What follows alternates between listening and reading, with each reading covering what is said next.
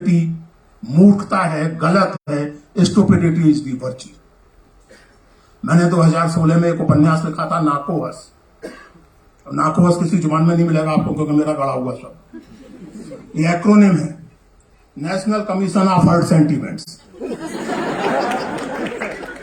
आप देखिए, मैं तो यहाँ जेएनयू में यहाँ इतना खतरा नहीं है, लेकिन कहीं भी आप बोलिए आपको कुछ पता लगता है कि कब किसका सेंटीमेंट हर्ट हो जाएगा। इस कदर कोमल है भावनाएं कि पता नहीं किस बात पर फिसल जाए कौन। तो लिखा मैंने novel national commission of hurt sentiments. वो नावल छपा 2015 के दिसंबर या 2016 की जनवरी में, और फरवरी में लोग मुझसे कह रहे थे 2016 में कि सर आप तो प्रॉफिटिक लिख गए, आपको कुछ भास हो गया था कि जेएनयू में क्या होने वाला। क्योंकि फरवरी 2016 में जो कुछ जेएनयू में हुआ उसकी कुछ झलक ना आपको उसमें मिलती है, फरवरी 2016 में जो कुछ हुआ। तो ये जो पॉलिटिक्स है सेंटीमेंट्स की, और उसमें without meaning any disrespect to the great disciplines of science and technology, मैं नाकोहस के कैरेक्टर का एक वाक्य कोट करना चाहता हूं। वो उसमें कहता है कि सुनो, इंटेलेक्चुअल बहुत हो गई, टेक्नोचुअल सबका बाप है, इंटेलेक्चुअल होना पाप है। तो असली समस्या ये है, जेएनयू पर अटैक इसलिए नहीं है कि उन्हें ये बिल्डिंग पसंद नहीं है या उन्हें यहां बैठे हुए चेहरे पसंद नहीं है। दे dislike the very idea of a university which stands for criticality, which stands for secularity, which stands for reason, dissent and debate.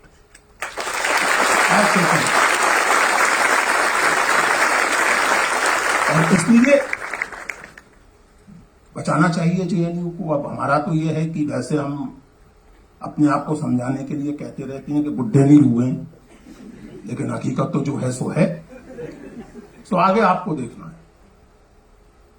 हम 67 के हो गए, बहुत बेशर्मी से जिएंगे तो 10-12 साल और जिएंगे, बाकी आप जानिए। If you want to live in a world where stupidity is a virtue, you are most welcome. Otherwise fight for criticality, not just in this university but in society, in the world at large. शुक्रिया।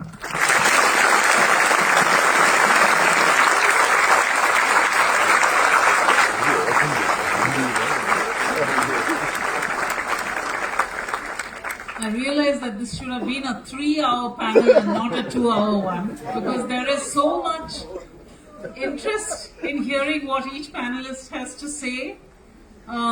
But we are a little limited on the time front. We are being given ideas of the vision of JNU that existed and possibly the kinds of things that need to be protected, nurtured as we carry on in the next few years. May I move over to you, Professor Hasan? Thank you. I think after these...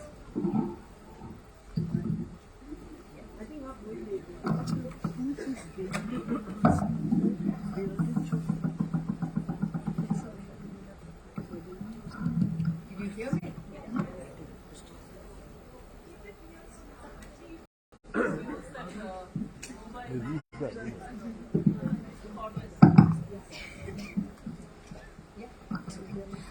I think after these two brilliant speeches, there's very, very little left to say, except that it's such a great privilege to be part of this panel with Professor Romila Thapar, Professor Purushottam Agrawal, and of course, Professor Ramaswamy.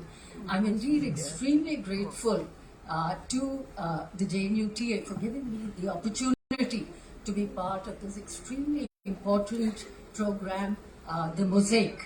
I think this is the most apposite title. This is the most apposite title for this fiesta on JNU, as JNU is a microcosm of India, and what an overwhelming response to Mosaic. And therefore, it's really wonderful to be here in the campus to be part of this program.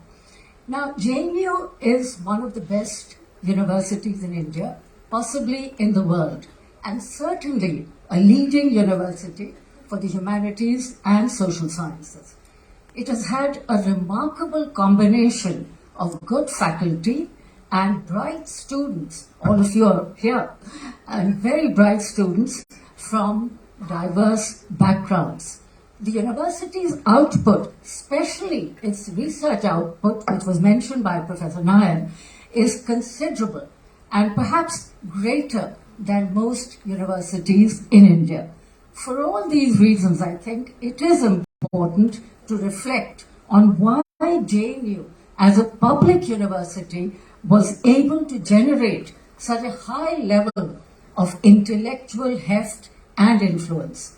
More importantly, the history of institutions like JNU is crucial to understanding the history of higher education in India and the public university more generally. Now, among many factors that have contributed to this, there are three distinct features which we've had an opportunity to reflect on today.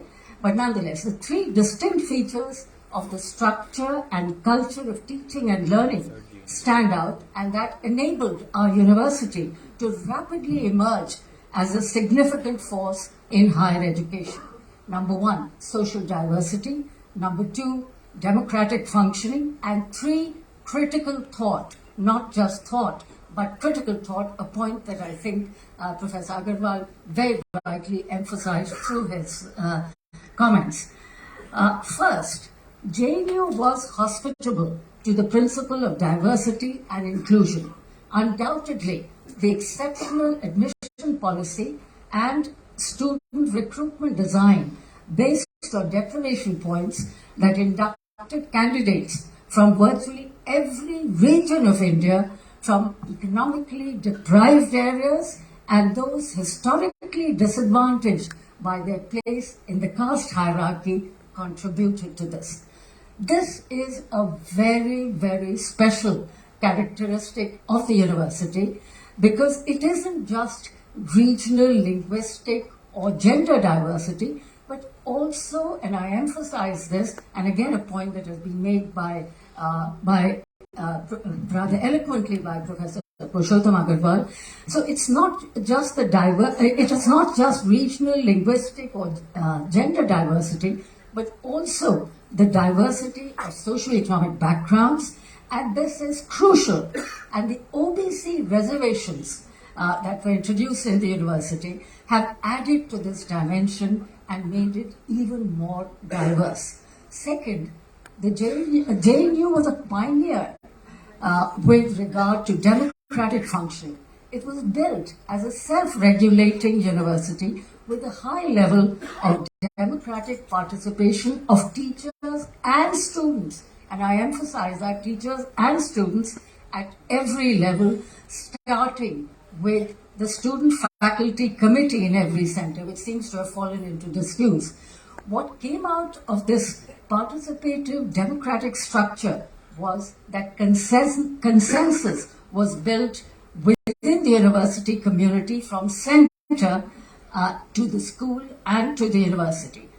Democratic functioning, I must emphasize, was sustained by the tradition of responsible student politics. That was one of the striking features of this university, and a very unusually high level of participation of students in the conduct of the student union elections by a student-run election commission, which kept, and this is again important, which kept the election processes free of violence and money power, which has been the bane of student union elections in most universities, especially in North India. But we know, alas, that the university has changed in most respects. It has been centralized to the detriment of decentralized democratic processes. Established norms have been violated, seniority rules have been completely set aside, and norms of selection have been overturned. In short, JNU has never functioned in the way it is functioning now, or at least that is what one hears from colleagues, because I have, along with my colleagues, been retired for a long time, but we are in touch with the university, and that is the sense we get. Third, and this is really the critical part, third, the democratic ethos of JNU fostered critical thinking and questioning, a point that Professor Romila Thapar made so very nicely, and not the pursuit of certain beliefs or dogmas as is commonly believed about JNU. Everyone in the university was not ideologically on the same page. There was a contestation and multiplicity of opinions and views. This meant a frequency of debate and discussion, both on matters academic and above all, the world we live in. And from these discussions emerged a critical understanding of history, society, economy, and polity. This understanding produced critiques that questioned the dominant ideologies of class, power, and nationalism, which exasperate regimes that insist on conformity and, above all, dubious knowledge and fake knowledge. The university conscious, and this is extremely important, and perhaps accounts for why we were such a unique institution. The university consciously decided not to be subject to the imperialist discourses in social sciences and abjured merely repeating whatever happens to be fashionable at the time in the metropolis, whether in history or economics or politics or other subjects. That gave it a very special character, a very specific character and gravitas. The idea that scholarship was not just for self-promotion and building your CV, but in the interest of the people, in some general sense, in howsoever a vague sense, but the fact that we are interested in the life of others and not just our own. This is, in my view, what accounts for the great significance of this university as a progressive institution. Now, given its status as a leading institution of higher learning, the criticism and the bad press it gets is nothing short of astonishing. It is hard to come across any serious criticism based on the university's academic performance. It is as if the critics, and there are a legion of critics, have determined that an institution cannot be judged by its academic quality alone. It must be judged primarily on the basis of its politics, and in case of JNU, its history of left-wing politics and agitations. Finally, JNU was by no means perfect, and there were many shortcomings and failures, some of which have been mentioned, and some of which I think we may have occasion to talk about. Professor Thapar mentioned 2 or 3, and I think both of them are extremely important. The whole issue of the challenge of interdisciplinarity, the language issue. Tutorials worked very well in the History Center, but did not perhaps work so well in other centers at all. So I would add actually the tutorial issue as one of the challenges that I can certainly say in the Center for Political Studies, where I taught for 39 years, was certainly an issue. So JNU was by no means perfect. There were many shortcomings and failures. But that said, it is as good as it gets in a public university in India. So what is under attack is not just JNU, but the idea of a public university and its accomplishments. And what we are defending is the idea and necessity of a public university. But every time, and I want to end on a positive and optimistic note, and I think this is really the wonderful part of JNU, and we are seeing it today so nicely. But every time one feels depressed about the way the university is functioning nowadays, it's important to remember that the university community has shown amazing resilience and resistance. The remarkable response of the students, the teachers, and others in defense of the democratic and intellectual traditions, the spirit of JNU, or what you call the criticality of spirit of JNU, is quite extraordinary. It's absolutely splendid. JNU survives and will continue to thrive. Also, I hope, and I think there are indications that it will continue to thrive in the future despite the concerted attempts to pull it down, to stifle the right to debate and discuss, the right to inclusive and affordable public education, and above all, the right to criticize the state, all of which contributed to the uniqueness and the wonder that is JNU. Thank you.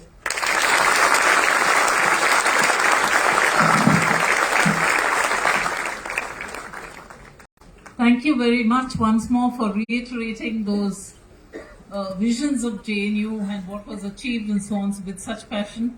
We'll move in the interest of time very quickly to Professor Ramaswamy so that we just have some time for discussion.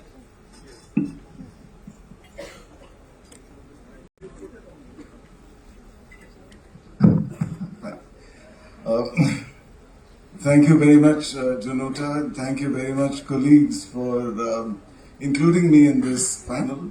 It is a daunting task to follow my colleagues from the social sciences, but perhaps it's just as well to remind all of us that JNU also has many science schools. And I taught at JNU for 32 years, and I do not believe that I have ever seen a hall as full as this for any science talk.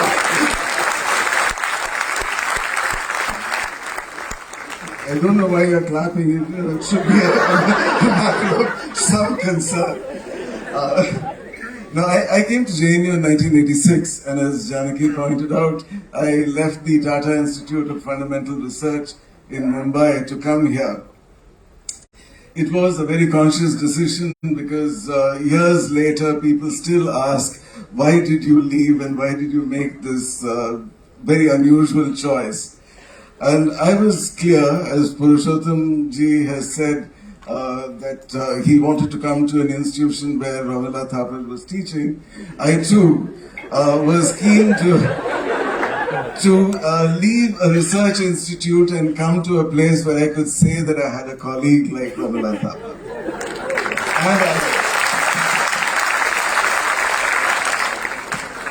What was nice about JNU, and I came here during the time of P.N. Srivastava, which is after the events of 1983, the JNU was keen to do things in very different ways. And mention has been made of G. Patsati several times, so let me tell you my own G. Patsati anecdote. In 92, when I happened to be the Dean of the School of Physical Sciences at that time, I had occasion to meet GP, and GP was rambling discussion about the beginnings of JNU and so on, and I thought I would share with all of us two features which I'm pretty sure many people are not aware of. There was an American architect, scientist, inventor, philosopher, maverick called R. Buckminster Fuller. And he was invited to India by Indira Gandhi. Bucky, as he is more popularly known, is the inventor of the geodesic dome, and many of you may be aware of him. Bucky gave the third Jawaharlal Nehru Memorial Lecture in 1969. And the New York Times on the 15th of November reports that Buckminster Fuller, the American architect, etc., stood up this week before a gathering of Indian intellectuals to deliver a lecture on planetary planning. Mr. Fuller denounced society's perverse fixation on specialization. The more specialized society becomes, he says, the less attention does it pay to the discoveries of the mind. He met our first Vice Chancellor, G. Patsati, and this GP told me, anecdotal of course, and he made a very deep impression on him, and some of these have gone on to form what we see here today.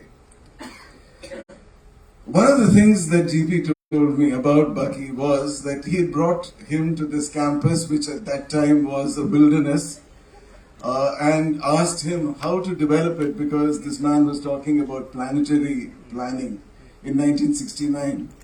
And Baki told him, leave it wild. Do not make it the manicured South Delhi, the Central Delhi, manicured Bista of Lutyens Delhi. So Baki is the one who saved us from being Lutyens style. The other thing, of course, was the plea that he made at the Nehru Memorial Lecture, which was a plea for generalization.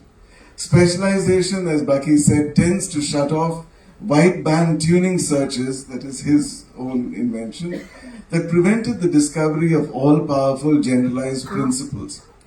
I think that some of these ideas were crucial to how GP thought and envisaged the university, because I know, again anecdotally, that he did consult a lot of people in setting up the various schools. The School of Social Sciences in particular had a great advantage because there were leading intellectuals here already. But there was both a physical and an intellectual wilderness in which he had to seed some of the other schools. The School of Life Sciences started also at the same time as the School of Social Sciences, right at the beginning. But there were no eminent biologists that GP felt he could turn to. He asked instead Obaid Siddiqui, who was then at the Tata Institute of Fundamental Research, and others, to set up a plan for how the School of Life Sciences should come about. And Siddiqui gave a very revolutionary idea: merge everything that's called botany, zoology, microbiology, whatever, into one school that would study the life sciences. In 1969-1970, when it was being set up, this was extremely unusual. Even today, there are only many universities have departments of botany and zoology, and not everybody has life sciences, so it was very important. The other science school that was started is one of those stories of what might have been. Some of you may be familiar with the name of George Sudarshan, who was a remarkable Indian physicist who remarkably missed the Nobel Prize twice. But he was talked about to start the school of what was then to be called Theoretical and Environmental Sciences. George, after a lot of running around, eventually did not come to JNU. And in his stead, the person who was starting the School of Theoretical and Environmental Sciences was a physicist from Shantiniketan, but who had earlier been at New Delhi, at Delhi University, S.N. Biswas. So the School of Theoretical and Environmental Sciences started with a group of theoretical physicists, and then when Biswas left, it became the School of Environmental Sciences, and then so on and so forth. But there is a small core of physics in the School of Environmental Sciences, and these were two schools that started in the 70s along with the social sciences. SPS, the School of Physical Sciences, where I belong, did not start until 1986, and that was an idea of P.N. Srivastava, that instead of doing physics, chemistry, mathematics, and the usual departments. Again, I think this goes back to Baki's idea of, do not specialize too much. Wanted a general school that would have these disciplines flourishing together. In the initial appointments in 1986, they did choose people from both physics and chemistry and mathematical physics. But in the end, finally, only 3 of us joined. Vaidyanath Mishra, who was the first dean, who was a mathematical physicist, Sushanta Dattagupta is a physicist, and I nominally am a chemist, although sometimes one wonders. After JNU particularly, I don't quite know where I fit in which little block. Anyway, but the point is that when we started SPS, the School of Physical Sciences, many of the things that Romila has talked about, that Purushottam has talked about, Zoya, this was in our mind. We were coming from very disparate systems. I was coming from a research institute where there were no students, or very few students. Suddenly to have councils where student representation was important, etc., was very, very unusual. Setting up syllabi, you did it in the 70s, Romila, we did it in the 80s, and it was a nightmare because this was a school that did both physics and chemistry, not to mention mathematics and so on. So we floundered. We did not go the way that P.N. Srivastava wanted, but we went away. And in a few years, I think we made a remarkably good department. A remarkably good department that was actually able to integrate with the other science schools of the university. But also, when we started out, the School of Arts and Aesthetics was started along with the School of Physical Sciences. And as you might imagine, Arts and Aesthetics, what kind of a name is that? It says Arts and Athletics hoga. And School of Physical Sciences kya hota hai? School of Physical Education hai. So the thing was कि JNU में तो है ना व्यायाम चलता है. So, but anyway, that was the early Arts and Aesthetics, phase 1. Phase 2 came on later. We did try very hard to do many things. We didn't do everything well, but in the 25 or so years that I was with JNU for 32 years, and we had a sort of a 25-year celebration of thinking about what had we accomplished. Some of the things that I think we did well was that at least in the initial years, we admitted students who had passed our exam. It didn't matter whether they were chemists or physicists or engineers or what have you. You wrote the entrance exam, you came in, you were in the School of Physical Sciences. So that was, I think, a very important thing because that allowed a lot of people, we talked about diversity of gender, region, caste, but also disciplinary diversity. You allowed people to change their minds. And, having a mind is a wonderful thing, but also the ability to change it, that is extremely important. So we did allow for that kind of lateral movement. I collaborated very intensely with colleagues in other schools, with life sciences, and as an outgrowth of that was some work that we did in the area of bioinformatics that eventually led to the starting of the School of what's now called the School of Computational and Integrative Sciences. Because in 2001, Ashish Datta, who was the Vice Chancellor at that time, started the School of Information Technology. It was a badly named school, but we were able to correct it many years later to SCINS.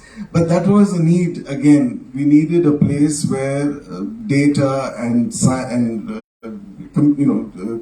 computer science in information technology could all come together, and it was really founded on computational biology. So this was at least some of the origins of some of the science schools. There's enough optimism, pessimism, etc., etc. What I feel that we should do also at a time like this, when Mosaic takes a view of the past, and you can see that there's enough of the spirit of JNU that is left. It is not that it has been vanquished completely, but it is in danger. And it is in danger both from extreme right. That, I think, needs for people to really think about, because we are not doing everything right.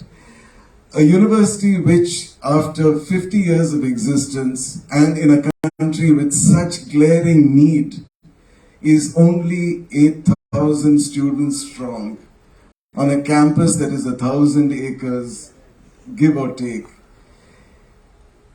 It is inclusive in whom it admits, but it does not include everybody who needs education and needs to be admitted.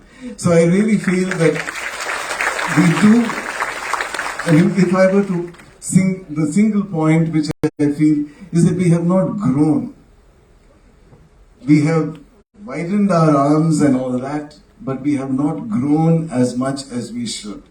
50 years in the life of a university which has been given so much public land and so much public trust, at least until the last 8 years or so. It is something that we need to hold on to, and I hope that in the future, the law of large numbers will pay some dividends to all of us. Thank you.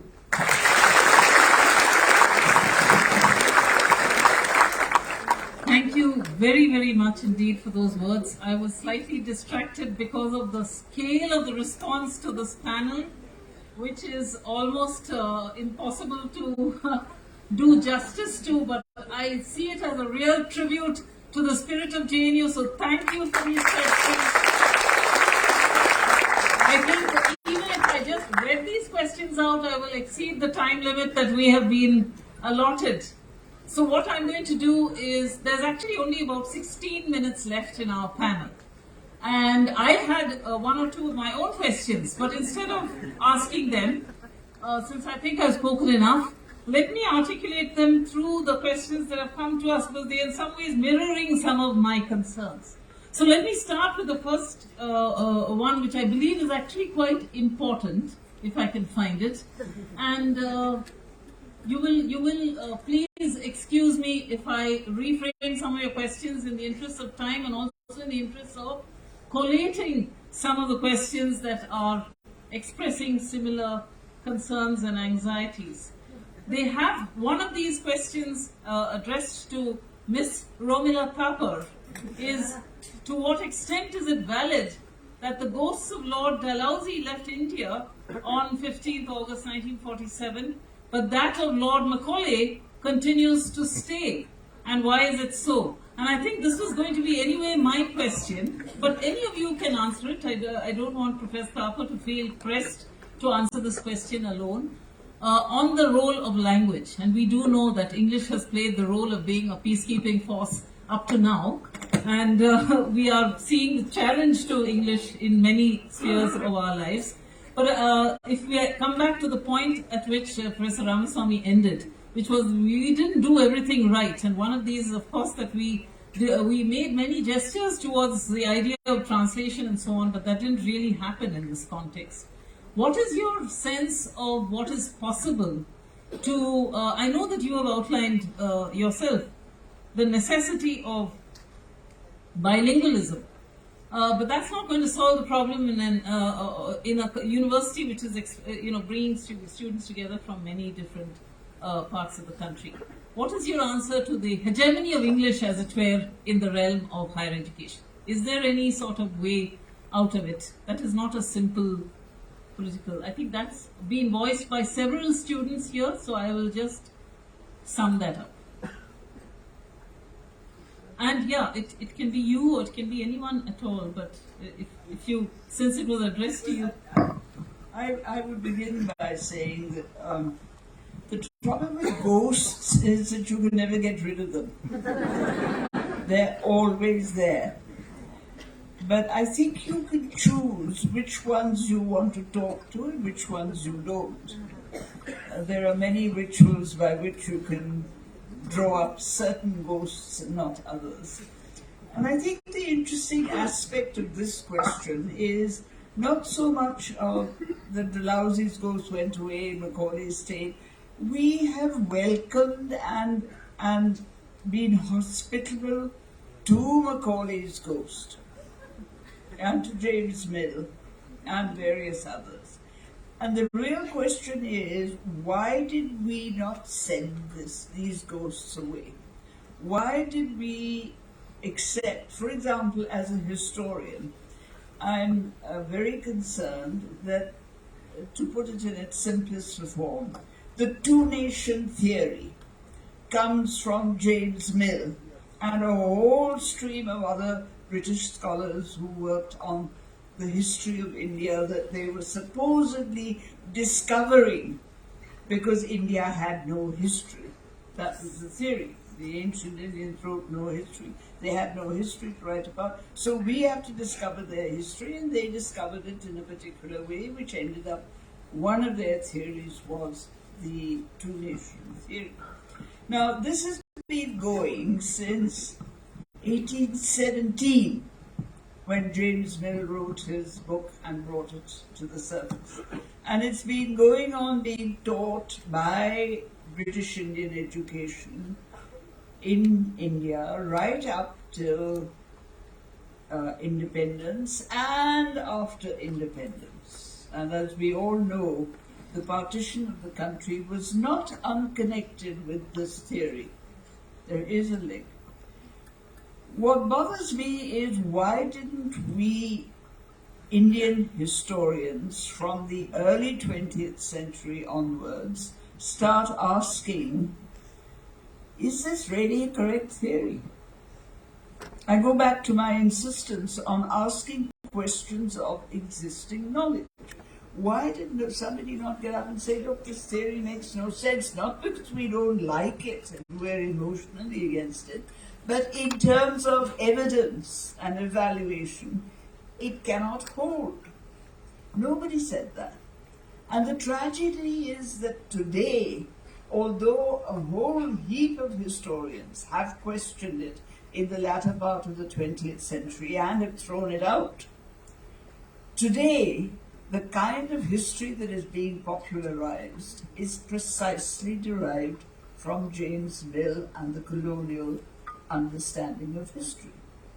Why can't we get rid of that colonial understanding of history and say, now we're going to question what actually happened and look at the evidence? This is a much bigger question than, JNU and history and all of that. It's a question of an attitude of mind, it's a question of a way of thinking, and it is a question of the basic imprint which colonial scholarship has made on India, which we are reviving in disguised forms and really not questioning in the way it should be questioned. It's not enough to say, oh, this is what the British taught and therefore we get rid of it. हमारी भी history थी, हम भी करेंगे जो हमको सिखाया गया था, हमारे पूर्वजों ने वो That is not the answer. The answer is that on the basis of the modern technologies and knowledge systems that we are otherwise appropriating in terms of the way we live and the material culture that we've adopted, the Wawa, people going off to the planet and to the moon and this, that and the other side of that story is you use that knowledge of questioning to question theories about society and history and everything else, just to be certain that those theories are not garbage. And this is a very important issue, a very important question that we have to ask ourselves.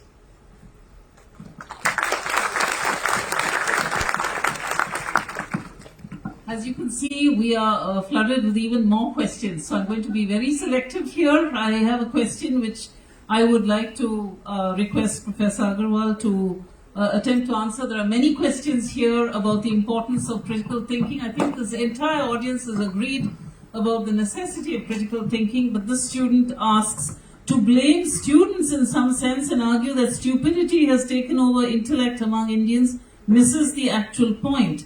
Structures are constructed by the current dispensation, which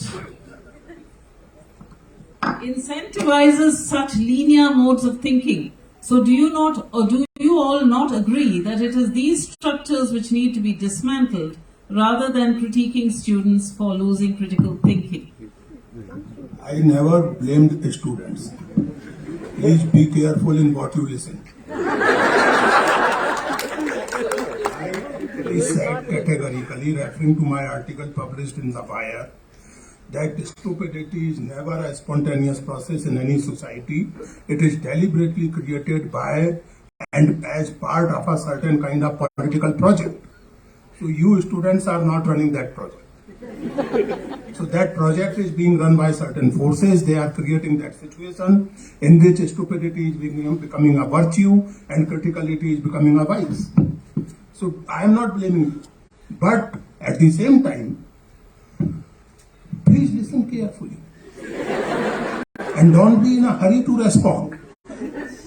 ये जो social media का जमाना है ना, 15 second की attention frame, कम से कम university में रहने वाले लोगों को उससे बाहर निकलना चाहिए.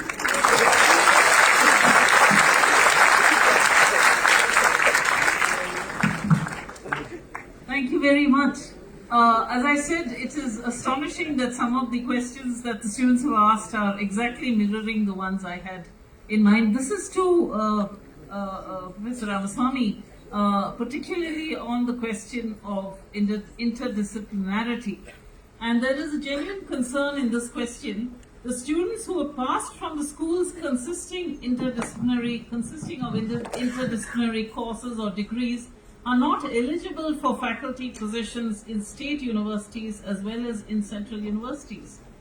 And he goes on to say that he or she goes on to say that this is I did MTech and PhD from SCIS JNU, but I'm not eligible in faculty drives in subjects such as botany, zoology, etc. But would you like to comment on the I know that we have a robust interdisciplinarity within certain kinds of centers like women's studies and Center for Law and Governance and so on. But would you like to comment on the gulf between the sciences and the social sciences and whether that was in fact at all? Well, I mean, and if so, whether this practical question since I know the student in question, I think. See, the thing is that we do realize that we work within the larger system of India. But just to tell you that it is not a real problem, many of our SPS graduates in particular who have come from backgrounds in physics have gone on to have jobs, from chemistry have gone on to have jobs in physics departments. Today, like the social sciences, SPS graduates are in virtually every IIT, every ISER, every NIT. You go across the country, you'll find people from JNU staffing these places, and a whole lot of central universities as well. This disciplinarity problem does become an issue, especially when you go to places which have not even seen the light of day, so to speak. So, I mean, it is a question of time. But I don't think that we should give up the idea of cross-disciplinarity or generalization. Just to go back to what Baki is deemed to have said, this idea of making people who are not just narrow specialists, I think that is one of the great advantages of JNU.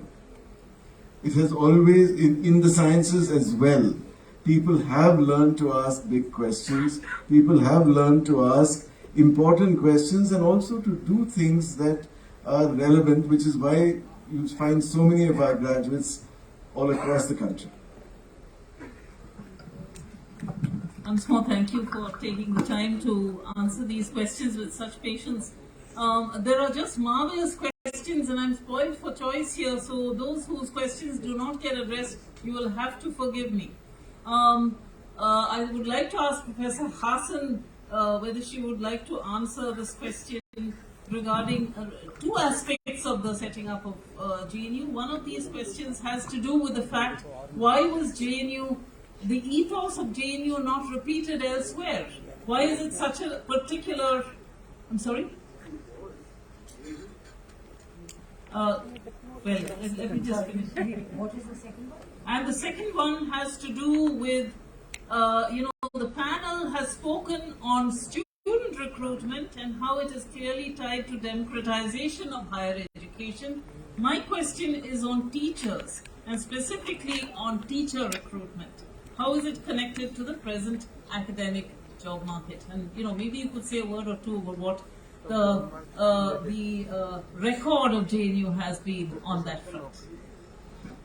On the first one, why there are not more JNUs, I think there was an attempt, for example, the Central University in Hyderabad is a very good example of that. And there were several other such central universities which were set up after JNU and which were really modeled on JNU. Now, it's another matter that many of them did not succeed in the way in which JNU succeeded. Now, that is an interesting and an important question to examine as to why JNU succeeded and others did. I do think that the Central University in Hyderabad is a fairly successful example. No, surely it doesn't compare with JNU, but nonetheless, it was done. So I think that is an important issue. There's obviously a context and so on and so forth. Not because JNU had more resources than other institutions. I don't think so. I think it had a lot to do with some of the issues that we have talked about, which is, and I do think, and pardon me, Ram, for saying this, I do think the very fact that JNU emphasized social sciences and humanities, I think that contributed in a large measure, and not just social sciences, humanities. I think the School of Languages was very, very significant. Just as the School of Social Sciences was. And I think that really, no other university had, let us say, a school of languages of the kind that we had. Now, there is there is in Hyderabad a center for Indian languages, but here it was part of the university. Again, I think the School of International Studies, in my view, is again interdisciplinary and quite significant. No other university had that. So in that sense, while an attempt was made by other universities to do the same, but for a variety of reasons that we have discussed, they did not succeed. Now, your second question wasn't clear to me about teachers. Which is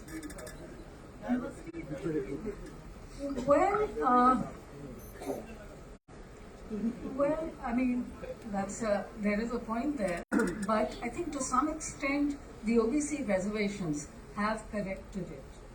Because there is, we do have reservations for scheduled castes, scheduled tribes, and OBC. It is true that the way in which the roster system works in the university, it's not very effective.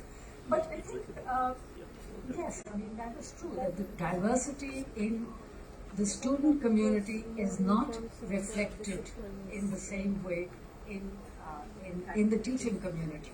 But again, I think if we were to, I take the point. I think there's no point in defending the university on this. I mean, there could have been, but there are obviously reasons why this couldn't have happened. And it has to do with Indian education, and it has to do with with the dominance of caste, upper caste in education, upper and middle classes.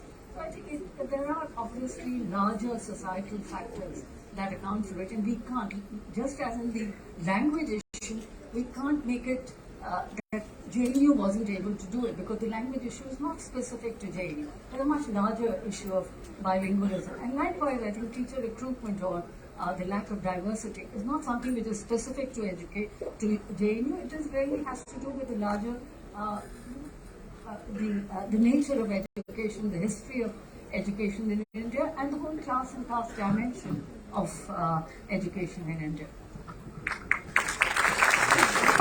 Thank you for that. We have a couple of minutes left, so I'm trying to squeeze in at least two more questions.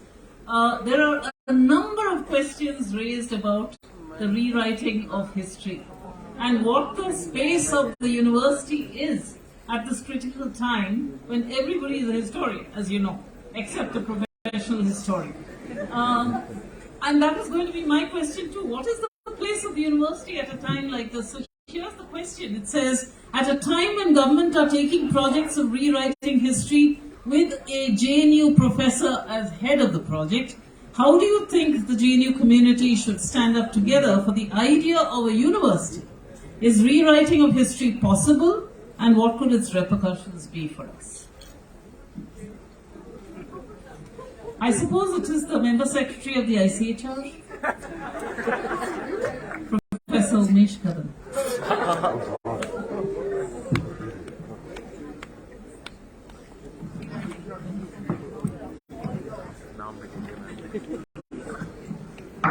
Yeah, I'm sorry, this is the kind of question where I would like to spend 1 hour this evening just going on talking about it.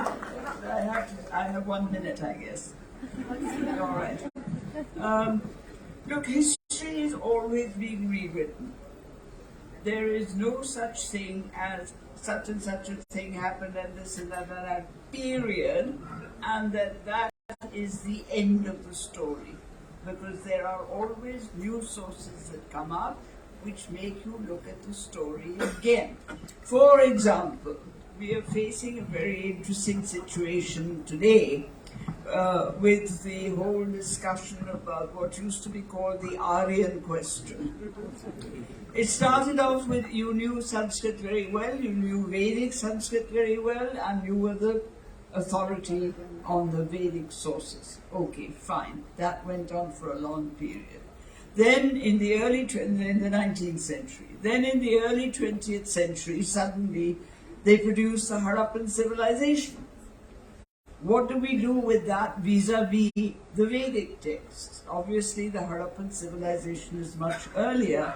Therefore, all the theories about the origins of Indian civilization in the Vedic period and so on were questioned, because you now had evidence that went back earlier, which is why there are some people desperately trying to prove that the Harappans also were Aryans. Okay, that was archaeology that came in. You had to be a good technical archaeologist if you were going to use archaeological material, archaeological evidence for the Vedic period.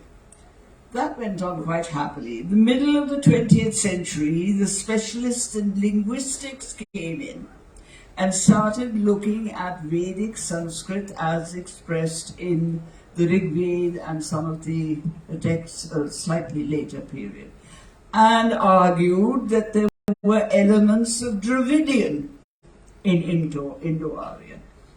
This is a very serious intervention which specialists in linguistics made. What was the problem now? The problem was that if the linguistics evidence is correct, as most people think it is, then you have to say that in the writing of these texts, in the Indo-Aryan language, there are elements of Dravidian, which means there was an interface between the Indo-Aryan speakers and the Dravidian speakers. And there's other little bits of evidence that have been put together to suggest that there was some kind of interface. All right, that's one direction. Now recently what's happened is that the geneticists have come in and are saying that the analysis that has been done of the post-Harappan burials in the Punjab and Haryana suggest some strains of Central Asian elements in the population that came and settled and lived there. And the date that they give to these elements is the same date that the Sanskritists gave to the rise of Aryan culture. Now, all that I'm trying to tell you is, in this case, I have my own thoughts about how one proceeds. All I'm trying to tell you is that the difference between the history that was written in the late 19th century and what is written today on this question takes in technologies and takes in professional training of very different kinds, which have to be considered. You can't say, no, this, I'm not interested in that, I'm only interested in the language, because then you're not looking at the complete evidence. So it's an ongoing process as you discover more sources, and secondly, very important, as you give rise to new questions. This is where history becoming a social science becomes crucial, because history as a part of Indology had one set of questions which went along quite happily and everybody was pleased with them. And then you had the social sciences, you had sociology, you had the economic history, the demographers and so on coming in, the anthropologists. And suddenly you began to ask other questions. What is the kind of culture that you're dealing with? And what is the kind of other culture that you're dealing with? How do the two sit together? How do they face each other? Do they have an interaction? Do they not? So on. So a new kind of history evolves out of these new sources or new questions that are being asked. Therefore, I've lost the question. What was the question? Rewriting history. Yeah, so the rewriting of history is something that goes on. And if you read the histories that were written in the early 19th century, you laugh at them now because, we've progressed so much since then in terms of source material questions, knowledge, information, asking questions, and so on. The problem is that this phrase, the rewriting of history, is now being associated with people who are not trained historians. And so you have, gatherings where people get up and say, but of course we had aeroplanes in the Ramayana, it was a Purushottam. Of course we knew plastic surgery, because Ganesh is a result of plastic surgery. Of course we had stem cell research, because the 100 Kauravas were all born out of a jar, and this was clearly stem cell research. Now, this is not history, because it doesn't start off by saying, this is my question, this is my hypothesis, this is the evidence that I can assure you I have been able to prove is reliable and is accepted as reliable evidence by everybody else. And the generalizations or the statements that are coming out of this evidence are based on logic and rationality. They are not based on fantasy. Now, there is a difference between that kind of stuff that goes as history and the kind of material that we have, and the reasons why we question that kind of writing, because we think it's an offensive insult to the discipline of history. You're not doing history the way you should be doing. You're not doing it professionally. You're not doing it in a trained way. You're just passing off stray thoughts. That's not history. So when you talk about the rewriting of history, please be clear that there are two things today that are popularly called history. One is professional history, trained historians, trained in methods. They're epigraphists, paleographers, they're Sanskritists. They have a very, very tough time doing history. I wouldn't advise any of, if I had grandchildren, I wouldn't advise them to do history because it's become a very tough discipline. There's that. And there are the others who just get up and they've heard these names, they've been talked to by various people who've mentioned these names, so they pick up the names and they invent a story and they say this is history. Now you have to be very careful, as in all knowledge and in all subjects, to determine the difference between the professionally treated, competent treatment of the discipline and the pop treatment. The next question is, why is it happening so often in history? Why is it that, economics doesn't produce people who say, we have the equivalent of Malthus in the Mauryan period, and Kautilya was really somebody who was almost as good as Karl Marx, and so on and so forth. Why don't we have that?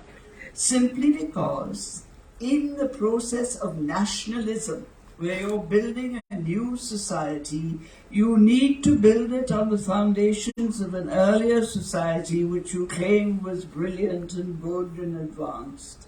And so history becomes very important.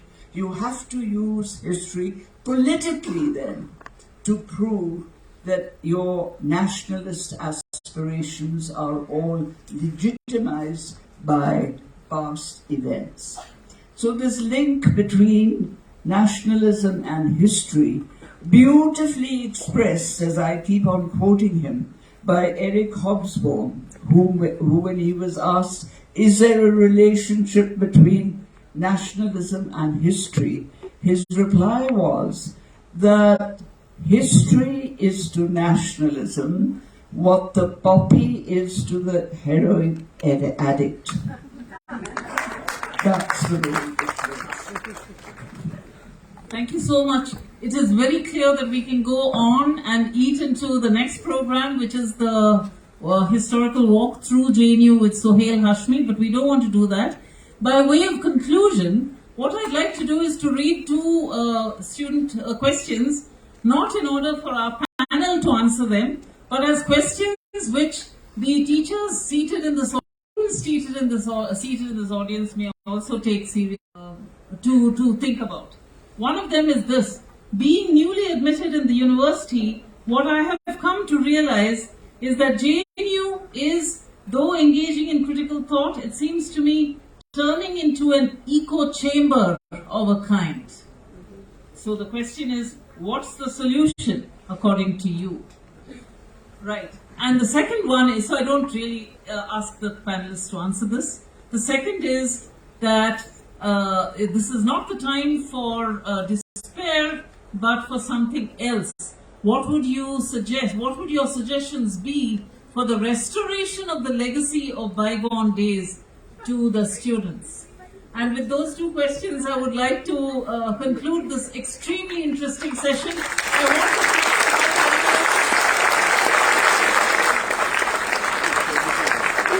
would like to thank my panelists for the patience in which they have answered these questions. I'm going to hand over these questions to you so that you will get a chance to see what the students asked you and were left unanswered. Thank you so much for being